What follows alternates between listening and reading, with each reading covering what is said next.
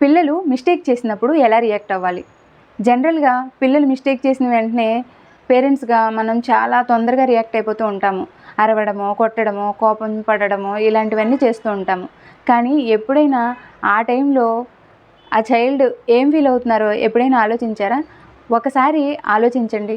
పిల్లలు మిస్టేక్ చేసినప్పుడు మనం కోప్పడినా, కొట్టినా, అరిచినా వాళ్ళు నెక్స్ట్ టైము ఆ తప్పు చేసినప్పుడు గానీ ఏం జరిగిందని చెప్పడానికి చాలా భయపడిపోతూ ఉంటారు.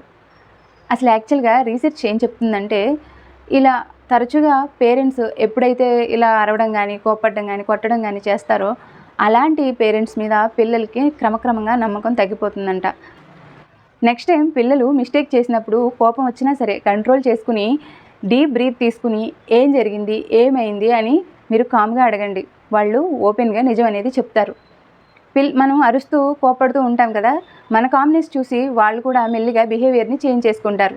పిల్లలకి కావాల్సింది పనిష్మెంట్ కాదు. మన గైడెన్స్ అనేది పిల్లలకి ఇవ్వడం చాలా ముఖ్యం. Let's raise confident kids, not scared ones. మీరు ఈ విషయాన్ని అగ్రీ అయితే కమెంట్ చేయండి. Do follow for more real parenting tips. Thank you.